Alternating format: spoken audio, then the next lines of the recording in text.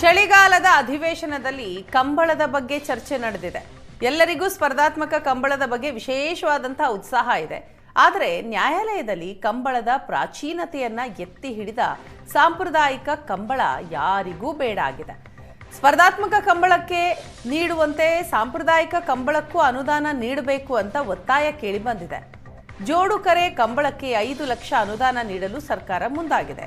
ಸಂಪ್ರದಾಯ ಉಳಿಸುವ ಹರಕೆಯ ಕಂಬಳಗಳಿಗೆ ಯಾಕೆ ಇಲ್ಲ ಅನುದಾನ ಎಂಬ ಪ್ರಶ್ನೆ ಎದ್ದಿದೆ. ಉಡುಪಿ ಜಿಲ್ಲೆಯಲ್ಲಿ 60 ಕಡೆ ಸಾಂಪ್ರದಾಯಿಕ ಕಂಬಳ ನಡೆಯುತ್ತೆ. 99ರಷ್ಟು ಸಾಂಪ್ರದಾಯಿಕ ಕಂಬಳವೇ ನಡೆಯೋದು ವಿಶೇಷ. ಇಷ್ಟಾದರೂ ಸ್ಪರ್ಧಾತ್ಮಕ ಕಂಬಳಕ್ಕೆ ಮಾತ್ರ ಸರ್ಕಾರದ ಪ್ರೋತ್ಸಾಹ ಸಿಗ್ತಾ ಇಲ್ಲ.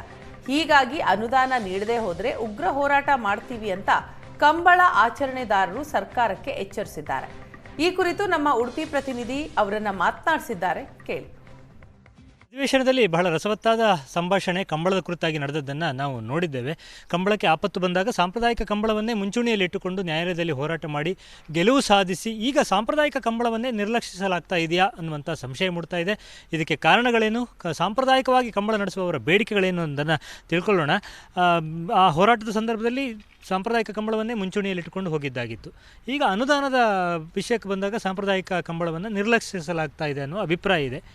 ನಿಮ್ಮ ಅಭಿಪ್ರಾಯ ಏನದಕ್ಕೆ? ಈಗ ಸಾಂಪ್ರದಾಯಿಕ ಕಂಬಳಗಳನ್ನು ನಿರ್ಲಕ್ಷಿಸುವ ಪ್ರಶ್ನೆ ಇಲ್ಲ. ಈಗ ಜೋಡುಕೆರೆ ಕಂಬಳಗಳಿಗೂ ಅನುದಾನ ಕೊಡಲಿ, ನಮ್ಮದೇನು ಅಭ್ಯಂತರ ಇಲ್ಲ. ಅದರ ಜೊತೆಗೆ ಈ ಸಾವಿರಾರು ವರ್ಷಗಳ ಇತಿಹಾಸವುಳ್ಳತಕ್ಕಂಥ ಸಾಂಪ್ರದಾಯಿಕ ಕಂಬಳಗಳಿಗೆ ಅನುದಾನವನ್ನು ಕೊಡಲೇಬೇಕು.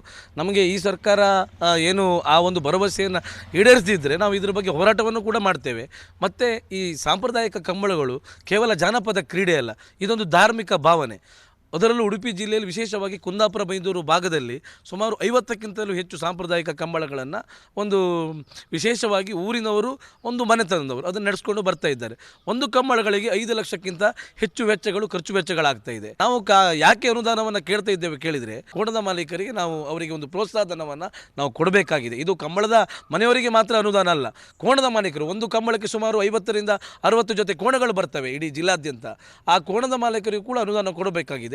ಕೋಣಗಳ ಸಾಕಣೆ ಅನ್ನೋದು ಕೂಡ ಒಂದು ಸವಾಲು ಅಂತೇಳಿ, ಅಂದರೆ ಬಹಳ ಸವಾಲಿದೆ. ಈಗ ಕಮರ್ಷಿಯಲ್ ಆಗಿ ಹೋಗುವಾಗ ಲಾಭ ಇರುತ್ತೆ, ಆದರೆ ಕೃಷಿ ಜೊತೆ ಕೋಣ ಸಾಕೋದು ಬಹಳ ದೊಡ್ಡ ಸವಾಲು ಅಂತ. ಇವತ್ತು ಕೋಣಗಳನ್ನು ಸಾಕಬೇಕಾದ್ರೆ, ಒಬ್ಬ ವ್ಯಕ್ತಿ ಒಂದು ಮನೆಯಲ್ಲಿ ಕೋಣಗಳನ್ನು ಸಾಕಬೇಕಾದ್ರೆ ಅವನಿಗೆ ತಿಂಗಳಿಗೆ 35ರಿಂದ 40 ಸಾವಿರ ಖರ್ಚು ಬರ್ತದೆ. ಒಂದು ಕಂಬಳಕ್ಕೆ ಒಂದು ಜೊತೆ ಕೋಣ ಹೋಗಬೇಕಾದ್ರೆ ಅವನಿಗೆ ಕನಿಷ್ಠ ಪಕ್ಷ 25 ಸಾವಿರ ವೆಚ್ಚ ಆಗ್ತದೆ. ಆದರೆ ನಾವು ಅದನ್ನು ಪೂರ್ತಿ ಕೊಡಿ ಅಂತ ಕೇಳುವುದಿಲ್ಲ. ಆದರೆ ಅವರಿಗೊಂದು ಪ್ರೋತ್ಸಾಹಧನವನ್ನು ಕೊಡುವ ನಿಟ್ಟಿನಲ್ಲಿ ಸರ್ಕಾರ ರೈತರ ಪರವಾಗಿ ಸರ್ಕಾರ ಇದೆ ಅಂತ ಹೇಳ್ತಾರೆ. ಆದ್ದರಿಂದ ಉಡುಪಿ ಜಿಲ್ಲೆಯ ಸಮಸ್ತ ರೈತರ ಪರವಾಗಿ, ಕಂಬಳಾಭಿಮಾನಿಗಳ ಪರವಾಗಿ, ಹಾಗೆ ಕಂಬಳ ಸಂಘಟಕರ ಪರವಾಗಿ ನಾವು ಆಗ್ರಹಿಸ್ತಾ ಇದ್ದೇವೆ. ನಮಗೆ ಭರವಸೆ ಇದೆ, ಈ ಬೆಳಗಾವಿನ ಅಧಿವೇಶನ ಏನಾಗ್ತಾ ಇದೆ ಇದರ ಒಳಗೆ ಒಂದು ಸಾಂಪ್ರದಾಯಿಕ ಕಂಬಳಕ್ಕೆ ಒಂದು ಚೌಕಟ್ಟು ಸಿಗ್ಬೋದು. ಈಗಾಗಲೇ ಕಂಬಳ ರಾಜ್ಯ ಅಸೋಸಿಯೇಷನ್ ಅಧ್ಯಕ್ಷರು ಕೂಡ ನಿನ್ನೆ ಕರೆ ಮಾಡಿ ಭರವಸೆಯನ್ನು ಕೊಟ್ಟಿದ್ದಾರೆ. ನಾವೆಲ್ಲರ ಮೇಲೆ ಭರವಸೆ ನೀಡುತ್ತೇವೆ, ಖಂಡಿತವಾಗಿಯೂ ಸರ್ಕಾರದ ಮೇಲೂ ಭರವಸೆ ನೀಡುತ್ತೇವೆ. ಒಂದು ವೇಳೆ ಭರವಸೆ ಈಡೇರದೇ ಇದ್ದರೆ ನಾವು ಸಾಂಪ್ರದಾಯಿಕ ಜಿಲ್ಲಾ ಕಂಬಳ ಸಮಿತಿಯ ವತಿಯಿಂದ ಹಾಗೆ ಕೋಣಗಳ ಮಾಲೀಕರು ರೈತರನ್ನೊಳಗೂಡಿ ನಾವು ಮುಂದಿನ ದಿನಗಳಲ್ಲಿ ಒಂದು ತಿಂಗಳ ಒಳಗಡೆ ಈ ಒಂದು ಜನವರಿ ಮೊದಲ ವಾರದಲ್ಲಿ ಬೃಹತ್ ಮಟ್ಟದ ಪ್ರತಿಭಟನೆಯನ್ನು ನಾವು ಮಾಡಲಿಕ್ಕಿದ್ದೇವೆ. ಸಾಂಪ್ರದಾಯಿಕ ಕಂಬಳದ ಮಹತ್ವ ಏನಾಗುತ್ತೆ ಅಂತ ಮತ್ತು ಎಷ್ಟು ಆಗ್ತಾ ಇದೆ ನಮ್ಮ ಈ ಭಾಗದಲ್ಲಿ? ಆ್ಯಕ್ಚುಲಿ ನೋಡ್ಲಿಕ್ಕೆ ಜೋಡುಕೆರೆಗಿಂತ 10 ಪಟ್ಟು ಹೆಚ್ಚಾಗುತ್ತೆ. ಅದರ ಬಗ್ಗೆ ಸ್ವಲ್ಪ ಸಾಂಪ್ರದಾಯಿಕ ಕಂಬಳ ನಡಿಬೇಕಿದ್ರೆ ಭಾಳಷ್ಟು ಖರ್ಚು ವೆಚ್ಚಗಳಿದೆ. ಅದರ ಜೊತೆಗೆ ನಾವು ಬರೀ ಕಂಬಳಕ್ಕೆ ಮಾತ್ರ ನೋಡೋದಲ್ಲ, ಕೋಣದ ಮಾಲಕರನ್ನು ನೋಡಬೇಕಾಗ್ತದೆ. ಅವರು ಒಂದು ಕಂಬಳಕ್ಕೆ ಬರುವಾಗ ಅವರಿಗೆ ತುಂಬ ಖರ್ಚು ವೆಚ್ಚ ಬರ್ತದೆ.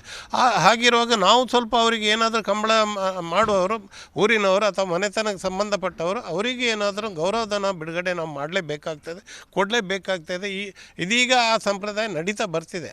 ಇನ್ನು ಮುಂದೆ ಆದರೂ ಅದ್ರ ಬಗ್ಗೆ ಹೆಚ್ಚಿನ ಗಮನ ಕೊಟ್ಟು ಅನುದಾನ ಬಿಡುಗಡೆ ಮಾಡೋದು, ಸಾಂಪ್ರದಾಯಿಕ ಕಂಬಳಕ್ಕೆ ಹೆಚ್ಚಿನ ರೀತಿಯಲ್ಲಿ ಅನುದಾನ ಬಿಡುಗಡೆ ಮಾಡಬೇಕಂತ ವಿನಂತಿ ಮಾಡ್ತೇವೆ. ಅಂದರೆ ಕಂಬಳಕ್ಕೆ ಒಂದು ಒಳ್ಳೆಯ ಕಾಲ ಬಂದಿದೆ ಅಂದರೆ ಅದಕ್ಕೆ ಕಾರಣ ಸಾಂಪ್ರದಾಯಿಕ ಕಂಬಳ ನಡೆಸುವವರು ಕೊಟ್ಟಂಥ ಹೋರಾಟ. ಅದರಿಂದ ನಮ್ಮನ್ನು ಮರಿಬೇಡಿ ಅನ್ನುವಂಥ ಎಚ್ಚರಿಸುವ ಕೆಲಸವನ್ನು ಮಾಡ್ತಾ ಇದ್ದಾರೆ. ಉಡುಪಿಯಿಂದ ಕ್ಯಾಮ್ರಾಮನ್ ಹರೀಶ್ ಜೊತೆಗೆ ಶಶಿಧರ್ ಮಾಸ್ತಿಬೈಲು, ಏಷ್ಯಾನೆಟ್ ಸುವರ್ಣ ನ್ಯೂಸ್.